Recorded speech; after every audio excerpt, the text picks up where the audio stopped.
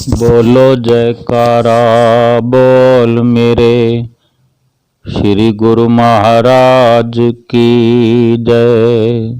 सभी गुरुमुख प्रेमियों से सप्रेम जय सच्चिदानंद। वचन है, सुख के साथी सभी हैं, दुख में संग न कोय, सच्चे साथी सतगुरु जो हर पल अंग संग होए। सुख के साथी समझें कि उनके पास जो संपदा है, जो दौलत है, वो सुखों वाली है। उनको अगर साथी बनाते हैं, उनकी नज़दीकी हासिल करते हैं, उनसे रिश्ता बनाते हैं, तो वो सच्चे साथी बनने वाले हैं। और जो हर पल अंग संग हो, किसी न किसी रूप में हमारी आकर मदद करने वाले हों, तो सच्चे साथी हुए। सुख देने वाले साथी हैं, दुख में भी आकर मदद करने वाले साथी हैं, यानी जो साथ छोड़ता ही नहीं है, जो हर पल अंग संग रहने का वचन दे, वो हर वक्त हमारे साथ है। तो फिर सुख में भी हमारे साथ है, दुख में भी हमारे साथ है, दुख में मदद करेंगे और सुख में सुख वही जो उनके पास जो संपदा है सुख की जो हमें देते हैं, वो नाम और भक्ति की संपदा है जो हमें देकर हमें माला माल कर देते हैं, भरपूर कर देते हैं। भक्ति का धन हमें देते हैं कि भक्ति की कमाई हम जो करते हैं, नाम सुमरन की कमाई करके, नित्य नियम करके, सत्संग सुनकर उस पर अमल करके, तो उसमें तो केवल और केवल सुख भरा होता है, सच्चा सुख भरा होता है, जीव आत्मा का सुख भरा होता है, परलोक का सुख भरा होता है। और ये सब मिल जाए जिसको, फिर उसको तो और कोई साथी बनाने की जरूरत नहीं है, किसी के बारे में विचार करने की भी जरूरत नहीं है, सोचने की भी फुर्सत नहीं मिलेगी। क्या कोई और भी ये ऐसा साथी कोई संसार में कोई हो भी सकता है? लेकिन अगर श्वास श्वास में हमारे साथ सतगुरु बसे हुए हैं, श्वास श्वास में हम सतगुरु के साथ रह रहे हैं, सतगुरु के वचनों पर अमल कर रहे हैं, एक एक श्वास हमारा फिर लेखे में आएगा। एक एक श्वास का लेखा हमें सच्चे नाम और दौलत की कमाई से मिलेगा। एक एक श्वास में जो संपदा नाम और भक्ति की कमाई की होती है, वो एक एक श्वास हमारा सफल हो गया। आम संसार में क्या हो रहा है? संत सहजो बाई जी कथन करते हैं, श्वास खजानो जात है, जाकी सोधी नाही, सहजो खर्चो का रहो, कर हिसाब गरमाई।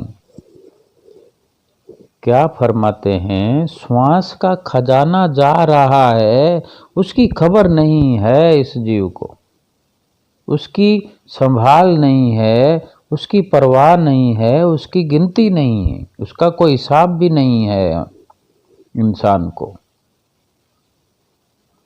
और दूसरे दूसरे जो खर्चे कर रहा है, खर्चे हो रहे हैं या खर्चे करने हैं, खर्च करने के लिए बड़े बड़े हिसाब हम नित्य प्रति रात और दिन लगाते रहते हैं दुनिया में। सहजो खर्चों का रहो कर हिसाब घर माही। जो श्वासों का अमूल्य कीमती बेशकीमती खजाना पल पल करके जा रहा है, उसकी खबर नहीं है या हम खबर लेना नहीं चाहते हैं। अनजान बने हुए, जानबूझकर अनजान बने हुए हैं, लापरवाही में हैं। कितने दुख की बात है। ये तो संत महापुरुषों की शरण में आने से ही पता लगता है। जो गुरमुख प्रेमी आप जैसे, मेरे जैसे, जिनको इतनी असीम कृपा से श्री परमहंसों का दरबार मिला है, असीम कृपा, अथाह रहमतों से जो हमें ये सुंदर दरबार, आलीशान दरबार जो त्रिलोकी में भी किसी को मिले मुश्किल है, हमें मिला हुआ है। फिर जो इस दरबार के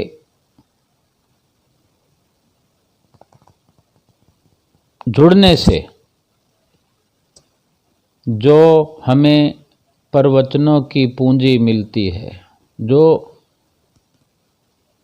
सत्य के संग की सोझी मिलती है, सत्य के संग का ज्ञान मिलता है, बोध होता है कि सत्य क्या है और असत्य क्या है। यानी हमने अलग अलग करना सीख लिया है कि ये सत्य है और ये असत्य है। पर ये तो विचार करके चलना होगा कि फिर असत्य वाली वस्तु को ग्रहण नहीं करना है। और गुरुमुख वही है जो आज्ञा पालन में है। श्री गुरु महाराज जी, हुजूर गुरु महाराज जी नित्य प्रति हमें बिल्कुल सरल शब्दों में वचन फरमाते हैं, बिल्कुल सरल शब्दों में, कि गुरुमुख कौन होते हैं।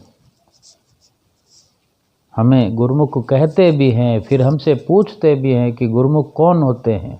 जो गुरु की आज्ञा में रहते हैं, गुरु के मुखार बिंद से जो वचन निकलते हैं उस पर जो चलते हैं, उस पर अमल करते हैं, वो गुरुमुख होते हैं। तो हम गुरुमुखों को ये समझना चाहिए कि हमारे उत्तम भाग हैं। हर श्वास की हमें खबर होनी चाहिए कि ये श्वास कहाँ गया, सत्य में गया या असत्य में जाकर असत्य हो गया, जिस श्वास की फिर कदर कीमत हमने खो दी। और फिर कोई एक श्वास की बात नहीं है। एक दिन में और रात में कितने ही श्वास खर्च होते हैं। हम चाहें या ना चाहें, श्वास तो अपने आप ही खर्च होने ही है। 24,000 खर्च बंदे दा आमदन मूल न थीवे, जिस बंदे नू इतना घाटा वो बंदा क्यों जीवे। 24,000 श्वास तो खर्च होने ही होने हैं, हम चाहें ना चाहें। ये जीवन का एक खर्च है रोज का। फिर ये विचार करना है कि इतना खर्च करके उसके बदले में हमें क्या मिला, हमने उसके बदले में क्या हासिल किया। अगर ये सत्य में, सत्य के संग में खर्च किए श्वास, तो लेखे में आ गए। एक एक श्वास में कितनी संपदा कमाई, हिसाब नहीं कर सकते हम। कोई भी दुनिया में ऐसा नहीं आया जो इतनी संपदा का कोई हिसाब लगा सके कि हमने कितना कमाया। एक एक श्वास की इतनी कीमत है। कहता हूँ कह जात हूँ, कहा बजाऊँ ढोल, श्वासा खाली जात है, 3 लोक का मोल। श्वासा, एक श्वास की कीमत त्रिलोकी बताई है। त्रिलोकी की कीमत के बराबर एक श्वास। अगर वो सत्य राह में लगता है, सत्य यानी सुमरन में लगता है, सीधे सीधे जो अथक प्रयास करके जो सुमिरन की कार्रवाई है, उसमें जो श्वास लगता है, उसमें इतनी कीमत बताई है। वो विधि पूर्वक, नियम पूर्वक जो सुमरन की कार्रवाई होती है, उस वक़्त जो श्वास खर्च होता है, उसमें पूरी पूरी कीमत होती है। तो हम ये विचार करते रहें कि हमारे श्वास कहाँ जा रहे हैं, तो हम ठीक ठीक श्वासों का हम खर्च करना सीख सकते हैं।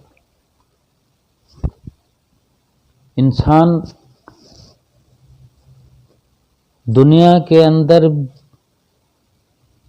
हर कोई चाहता है कि मेरा ऐसा मित्र हो, मेरा ऐसा मददगार हो, मैं किसी ऐसे मित्र की मित्रता प्राप्त करूं, साथ प्राप्त करूं, जो मेरे मुसीबत में काम आए, परेशानी में काम आए, किसी भी प्रकार की परेशानी हो। हम देखते हैं दुनियादार अपना व्यवहार बना के रखते हैं। कई बार कुछ आर्थिक तंगी होती है तो तुरंत फ़ोन उठाते हैं और लगाते हैं अपने मित्र को कि हमें ये मुसीबत आ गई है, या किसी बैंक में जाके अपना वो परेशानी बताते हैं और अपना इस वजह से वहाँ पर वैसा व्यवहार रखते हैं अच्छा सुंदर कि वो बैंक की मदद से हमारा काम बन जाए। और जो मित्रता की बात है तो सारी अलग अलग तरह की ज़रूरत होती है। रात को कोई मुसीबत आ जाए तो हम अपने मित्र को फ़ोन करते हैं, दिन में भी मुसीबत आ जाए, अड़ोस में, पड़ोस में, दूर में, हर प्रकार के मित्र होते हैं, यानी वो अपने आप को सुखी बनाने के लिए। लेकिन महापुरुष तो हमें सच्ची सच्ची बात बताते हैं कि वो संसार की कार्रवाई अवश्य करें, लेकिन एक मित्रता ऐसी है कि जब सब साथ छोड़ देते हैं, सब छोड़ जाएं, दिन हो रात हो, किसी प्रकार की ज़रूरत हो, कहीं ना कहीं इंसान का सब साथ छोड़ते हुए नजर आते हैं। ये संतों महापुरुषों की सीख है। फरमाते हैं सुख में आन बहुत मिल बैठत, रहत चहूँ दिस घेरे, जब भी विपद परी संग छाड़त कऊ ना आवत नेरे। कोई नहीं आता। जब किसी को लगता है कि आज मुसीबत में है और ऐसी मुसीबत में है कि हम उबर नहीं पाएंगे, फिर कोई हमारे काम नहीं आता मुसीबत में। जब तक किसी को पता लगता है कि मैं किसी को थोड़ा साथ दे दूँ और मुझे वापस उससे डबल साथ मिल जाएगा, मदद मिल जाएगी, ऐसी मदद किया करते हैं संसार के लोग। जब कोरा घाटा ही घाटा नज़र आता हो, सब साथ छोड़कर भाग जाते हैं।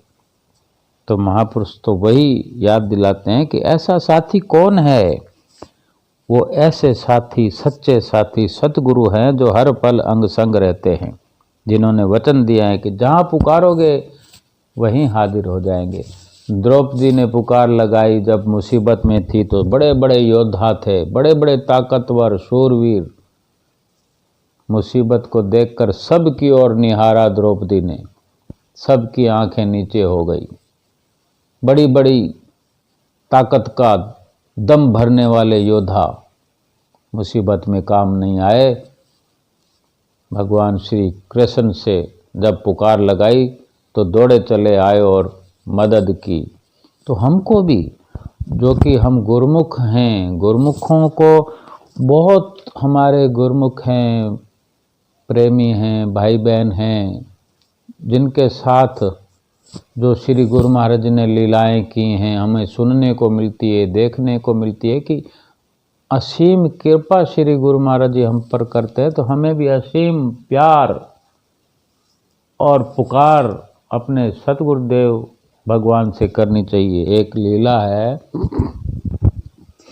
पंचम पातशाही गुरु महाराज जी की, थोड़े कुछ समय पहले की बात है कि एक गुरुमुख प्रेमी बम्बई में रहते हैं, जो उनकी बात है कि समय समय पर दर्शन करने आते रहते हैं। उनको गुरु महाराज जी पे भरोसा है, प्यार है और बड़े प्रेमी हैं। तो वो एक दिन अपने घर से तैयार होकर निकले।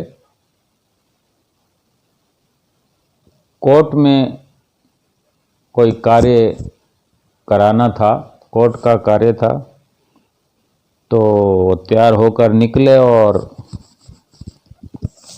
कोर्ट पहुँचे। उनकी जेब में कुछ अधिक धनराशि रुपए थे, सोने की चैन गले में डली हुई, हाथ में एक कीमती घड़ी पहनी हुई थी जो श्री गुरु महाराज जी ने उन भगत जी को प्रसाद में दी हुई थी। जब श्री दर्शन करने आए होंगे तब उनको श्री गुरु महाराज जी ने प्रसाद रूप में दी थी, प्रसाद के साथ वो घड़ी भी उनके हाथ में पहनी हुई थी। तो हम अंदाज़ा लगा सकते हैं कि देखो श्री गुरु महाराज जी के अनन्य प्रेमी हैं वो। और मोबाइल भी है हाथ में, नकदी भी है, सोने की अंगूठी भी है, सोने की चैन भी पहनी हुई है। तो जैसे कोर्ट में गए, थोड़ा समय लगा, उनका काम हो गया। अब कोर्ट से बाहर जैसे आए, कोर्ट की सीढ़ियाँ उतरे, थोड़ी दूर सड़क पर आए, जैसे उनको कहीं जाना था, कोई टैक्सी वगैरह लेते। उससे पहले ही थोड़ा मौसम की गर्मी की वजह से या वैसे ही कुछ परेशानी उनके हुई कि वो चक्कर खा के गिर पड़े। अब गिर पड़े हैं तो बेहोश हो गए, उनकी सुध बुध उनको नहीं रही। तो जैसे ही ऐसा होता है तो कुछ लोग आते हैं, तो कोई ना कोई मदद के लिए भी आगे आता है। अगर 100 लोग खड़े होते, 100 के 100 तो प्रयास नहीं करते, कोई ना कोई हाथ आगे बढ़ाता है। तो ऐसे ही एक सज्जन पुरुष आगे आए, नज़दीक आए, उनकी जेब में से मोबाइल निकाला। मोबाइल में जो ऊपर पहले नंबर था उसी पर डायल किया और उन्हीं भगत जी के घर फ़ोन लग गया, उनकी भक्तियानी को। सामने से जब आवाज़ आई तो इन्होंने, सज्जन पुरुष ने कहा कि ये मोबाइल मिला है, ये यहाँ सड़क पर गिरे पड़े हैं, आपके कौन हैं? तो उन्होंने कहा भी हमारे पति हैं और मैं अपनी बेटी को फ़ोन करती हूँ, मैं तो बहुत दूर रहती हूँ, अपने बेटी को मैं फ़ोन कर रही हूँ, आप बताओ कि कहाँ भगत जी गिरे पड़े हैं, उस जगह का पता मैं अपनी बेटी को देती हूँ, वो वहाँ पहुँचती है। तो उन्होंने जगह बताई।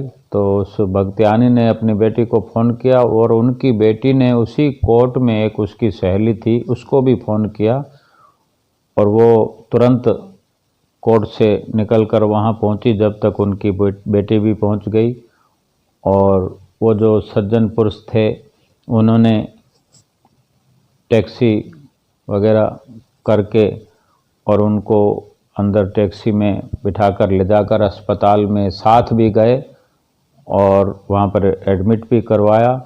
वो एडमिट करते करते वो टैक्सी जिन्होंने करवाई, सज्जन जो थे, वो बाहर आ गए और वो अपना इलाज करवाने लगी।